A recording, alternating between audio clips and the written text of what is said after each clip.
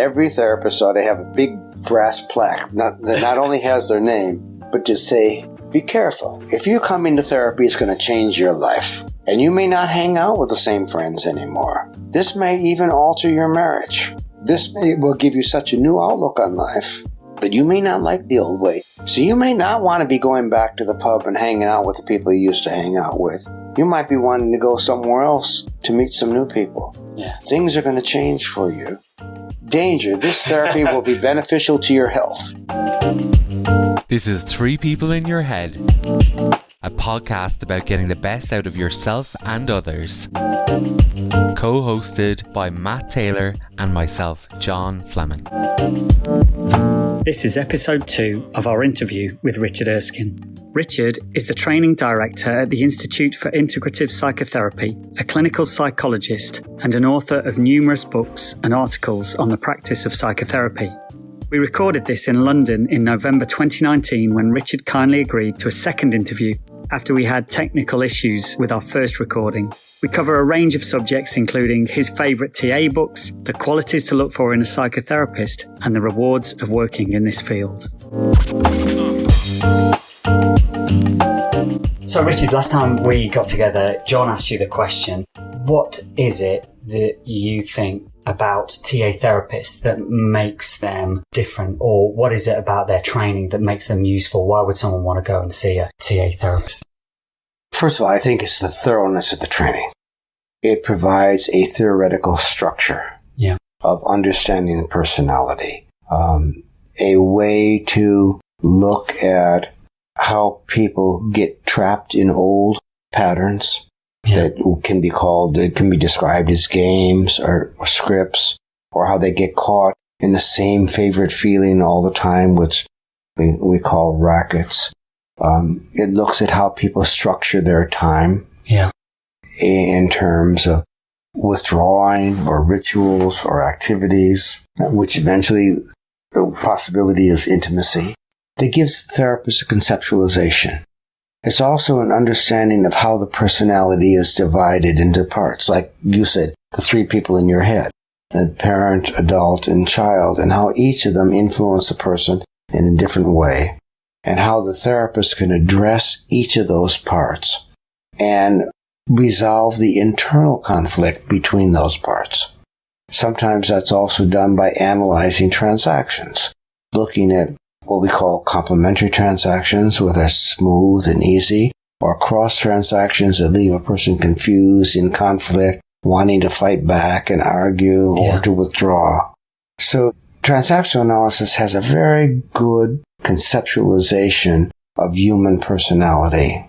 And in recent years, then, much more elaboration on how the therapist can respond to the person in terms of being attuned to what's going on in them to account for the client's welfare. Yeah. And when you say in recent years, that wasn't necessarily the case earlier on? Or Byrne did not write much about methods and what he actually did with his patients. I think he left that to the future generation to describe what do we actually do with patients. Okay. So if you read Byrne's early writings, he's very vague of what happens in the therapy room. Others of us in recent times have written much more exactly what do we do when we're working with a client. Okay. So you've got a rich body of literature. You've got 50 years of the Transactional Analysis Journal publishing a wide variety of wonderful articles. There's probably maybe 100 books, certainly 50 good books are out there on transactional analysis, and a half a dozen that I really consider my basic textbooks. And can you list them? Well, really useful. I think the most important book for me that has been a major influence in my life and shaping me is Transactional Analysis in Psychotherapy, written in 1961 by Byrne. Then in 2016, I edited a book called Transactional Analysis in Contemporary Psychotherapy to show how TA had grown in the 50 years interim. Okay. Then, that last book, that's not for the beginner. That's more for somebody who's had 3 or 4 years of training, and then they want to go into some of the finer details. Okay. Then there's Burns' structure and dynamics of organization and groups. I think that's very useful, particularly for people who want to use TA in more of the social fields like education and business. But he has some good ideas about doing group work in there. What do you say after you say hello? I love reading the book. It's a very entertaining kind of book. Yeah. Unfortunately, it was put together after Burns died from his notes, so there's some inconsistencies in there. He defines things in one chapter one way, in another chapter in another way. Okay. Because I don't think he ever worked his way through proofing the book. But if you can handle that, it's a very interesting book, a thought-provoking book. Yeah. As I mentioned to you when we were coming in here, I loved I'm Okay, You're Okay when that came out. Yeah. It made a big hit in America and opened transactional analysis to a lot of people. That's my first introduction. And the other book that I recommend, in fact, I used to buy it for people coming to my workshops and give it away, was Muriel James and Dorothy Youngwood's book, Born to Win. And it's TA with a lot of experiential exercises. If a person really wants a great self-help book. And so would you say that that might be a good book for somebody who knows very little about TA? Definitely. I was Born to Win, I'm Okay, You're Okay. Whereas Burns' TA in psychotherapy is really written for psychoanalysts. Yeah. He's writing as a transactional analyst to psychoanalysts and saying, hey, look what I've discovered. And last time we talked, you were sharing some of your experience and what you think is the most important part of the work that you do relationally with your clients. And you shared a bit about how it was kind of like your intention and the connection, rapport that you have with the client was very important. Is that part of what you're describing as what has developed in more recent years? Yes. Yeah. I don't think you find any of that really spelled out in the first 10 years of the Transactional Analysis Journal, or in any of the early books. That's things that people like Bill Cornell, Joe Suffridge, some of the people at my Noya Institute in London have done, like Charlotte Sills, writing about in her book called Relational TA. So in what I've written in Beyond Empathy or in Relational Patterns, Therapeutic Presence, that's about what actually happens in the therapy room. How do you apply the theory in actual practice? Okay, so if someone was to be listening to this and they don't know much about psychotherapy or transactional analysis, how would you put that in layman's terms? Let me personalize it. Yeah. First of all, I think it begins with my commitment to the welfare of the client. Yeah. This is the central ethic in all ethics. We've got to have that sense of being committed to their welfare. Then the next thing is I listen. And I listen intently. And I take the position that I know nothing about this other person's experience. Right. So that all my training, all my theory, my supervision isn't adequate enough to help me know this person. So I have to listen and listen. Yeah. And they can't just talk on their own. I've got to inquire. And inquire in such a way that I bring out what's going on. What are they feeling? What are they thinking? What are they imagining? What's going on? But that's not going to happen unless I create an emotionally safe place for them to do that. Yeah. So it's about building emotional safety, creating a real interest in who they are, keeping their welfare in mind, and somehow, without using the words, communicating that, and allowing a safe place for them to tell their story, often for the very first time. And what would you say is the most important qualities? So if somebody was looking for a psychotherapist or a TA therapist, how might they know that this is a good one? What are the most important qualities, do you think, in terms of being able to deliver what you described as these transformations? Being present, being honest, being congruent. I mean, to really practice what we teach, to be patient, to be interested. All of that, be interested, be patient, to stay congruent, to put our behavior where our mouth is. Yeah. And when you say present, so what exactly do you mean by present? I teach mindfulness myself. That's all about being present in the moment. But for you, what does that? Well, I spelled it out in the book Beyond Empathy, but essentially it's not having our own agenda. Not having the theory dictate what we're doing in therapy, not having some goal in the therapy, but to be almost mindless, not mindful, so that we can fully listen to the other person without any preconceived notion, without any prejudice. Right. Okay. Now, at the same time, we've got all of our history. We've got our childhood history, growing up, what we've suffered through in life, what has been exciting in life. We have our training with our theories. We have your supervision. You've got all that experience, and what do you do with it?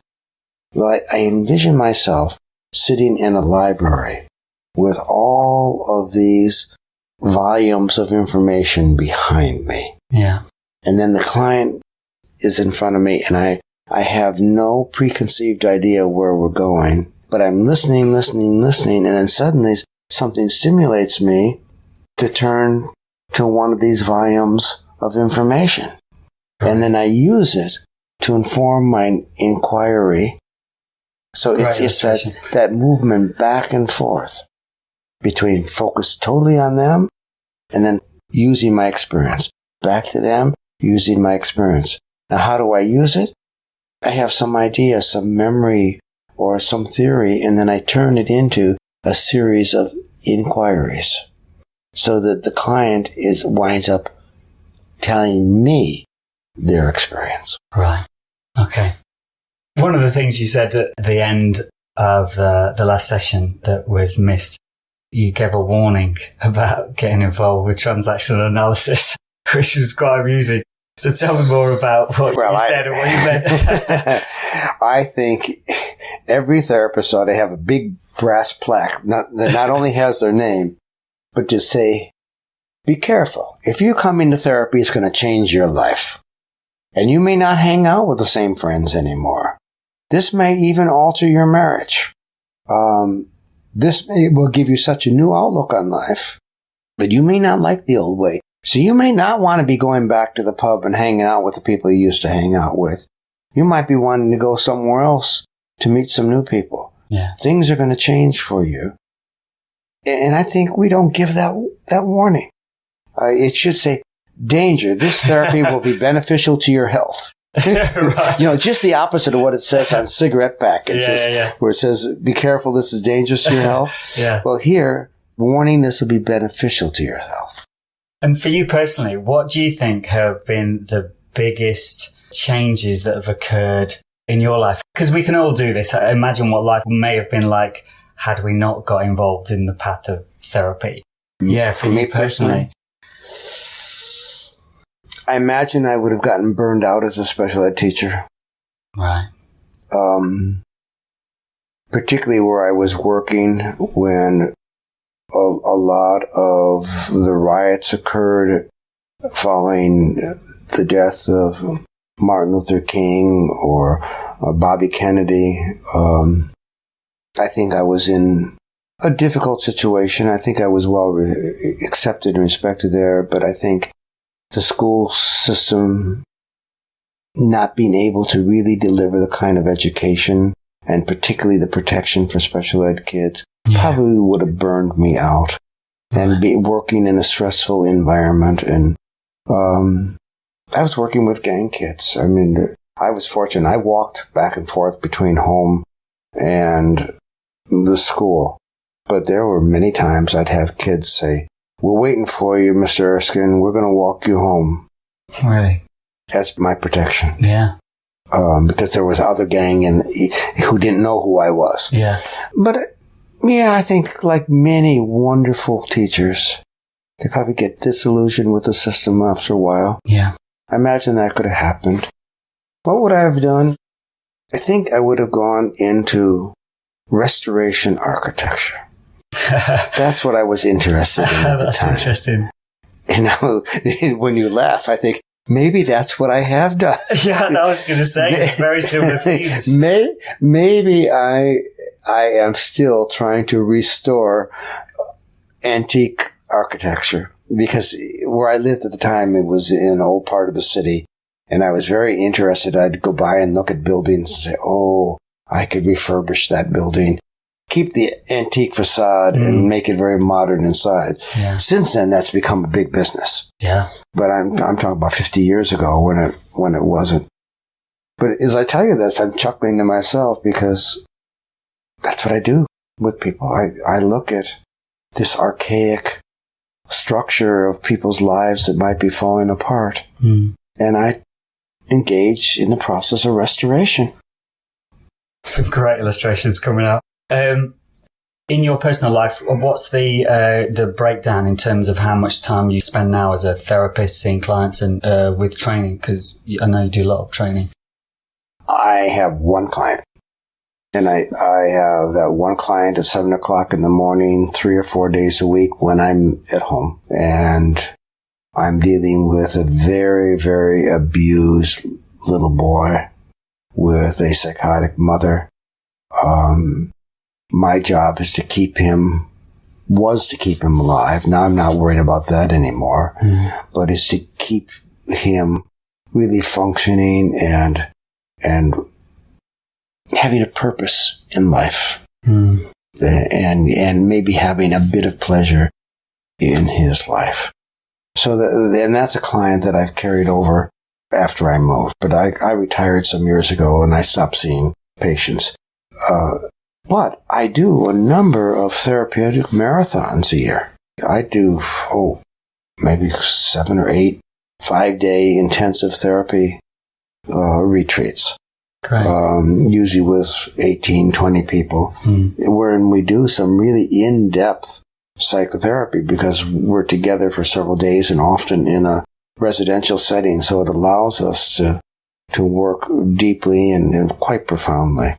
And then I do a number of formal teachings and seminars in 8 or 9 countries a year. Right. Yeah, so I'm on the go all the time. Yeah. Not really retired.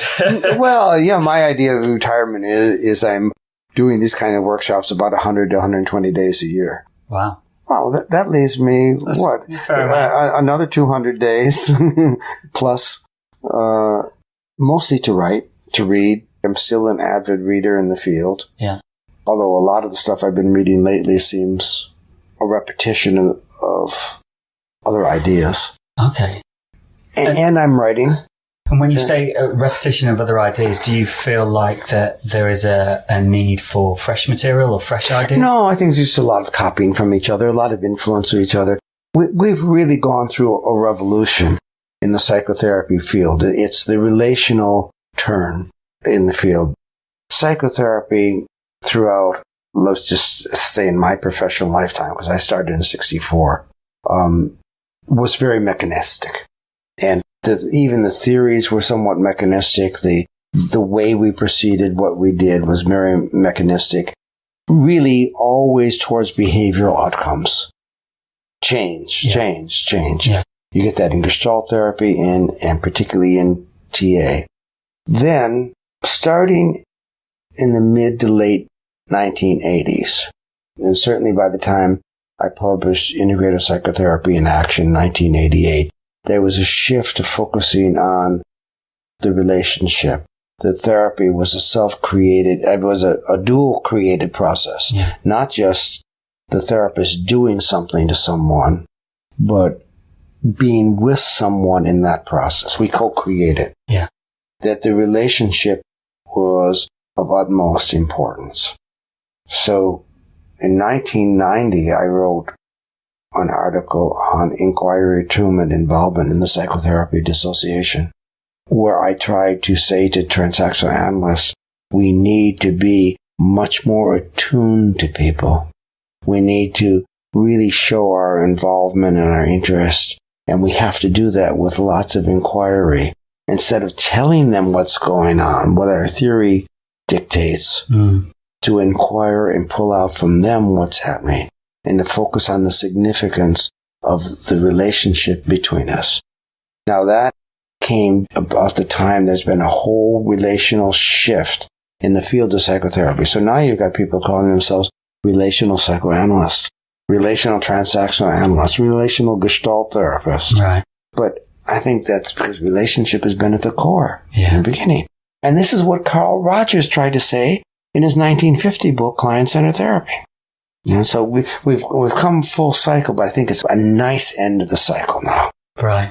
Yeah. Okay. And are there any interesting developments that you're aware of in theory or any writings that particularly fascinate you at the moment? I know you said last time that you had written a couple of papers or won an award for something you've written recently. Is there anything that particularly is spiking your interest? What I've just finished writing will be published in December of this year in the International Journal of Integrative Psychotherapy is an article taking child development theory and research and showing how we make use of that in adult psychotherapy. Okay. So that particularly important to the TA therapist who's always thinking about the inner child in someone. Yeah. And how to identify that inner child with what we know from the literature on child development theory. So for me, that's an important frontier.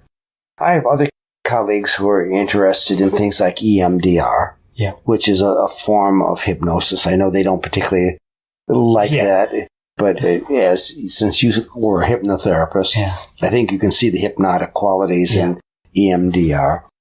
Or also another technique called brain spotting. I have a colleague that does something called brain spotting.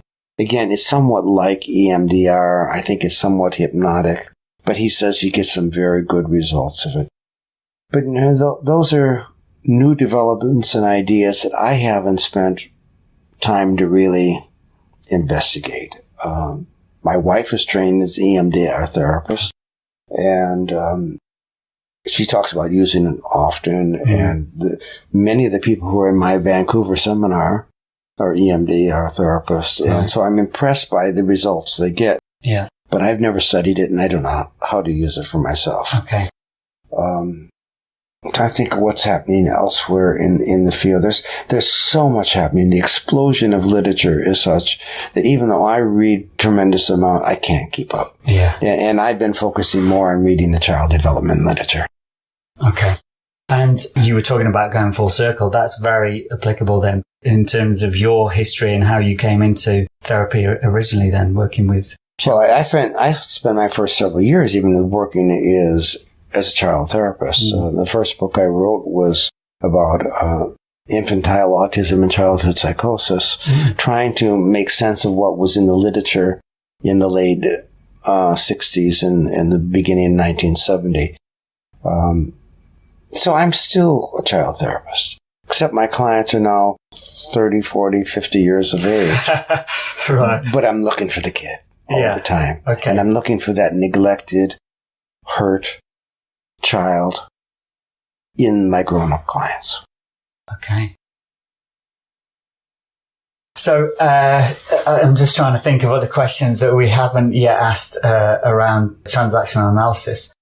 Here's a question. I'm not sure we asked it last time. So what do you think is the reason why transactional analysis isn't better known publicly now in comparison to other forms of therapy or other? Well, I'm not so sure that's true. Okay. I think TA is fairly well known in some places. It depends on how it's been promoted in those places. Yeah. It's certainly well known in terms of the fact that much of the TA concepts has become common lexicon. The idea of script. Yeah. People talk about script. I remember when Obama gave a speech in which he said about how he had been living out some kind of life script. People talk about games. People talk about cross transactions. Those are all TA ideas that have become part of the common lexicon and discussion. So people know some of the ideas. Even people talk about, oh, that's my inner child. Yeah. All right. Or that's the parent in my head. People didn't talk that way before Byrne developed TA. I'm sure I didn't hear that when I was a young man. Okay. And I think that's how TA has influenced the general public. The negative side. In the transactional analysis world, there was a structured hierarchy of training. Yeah. Many professors were quite interested in TA in the early 70s. I know in 1973, I particularly convened a meeting of about 50 university professors who attended the ITAA conference, who were quite interested in teaching TA in the universities. But there was a lot of restriction on them from teaching TA because they hadn't gone through sufficient amount of training. Right. And so a lot of people said, all right, then I won't teach it. Right? Also, there were a lot of more popular kind of books written. And so some departments of psychology said, oh, that's pop psychology. We're not going to teach pop psychology. Right? So part of it was people teaching without adequate training, and part of it was seeing it as pop psychology. Part of it, I think, was jealousy.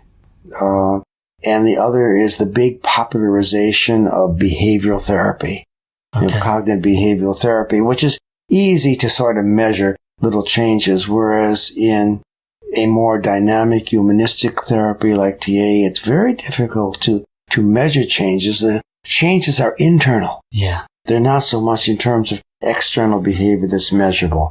So a lot of it has to do with this idea that therapy should be scientifically proven. Right. And we know through a lot of anecdotal evidence that TA works. Yeah. It changes people's lives. Yeah. But there's no way to particularly measure that. Right. Yeah. Okay. And if a student was listening to this podcast and you wanted to share anything with them to encourage them or to affirm what they're doing, what would your message be? Get in a good training program that's exciting, training program where the teachers respect the students. Yeah. Good supervision, but beyond supervision, if you can, find a mentor.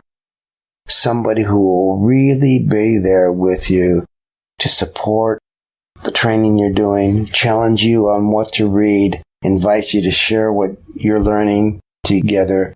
Somebody who will respond to you both professionally and personally. Right. I think those are the people that really make it in the profession.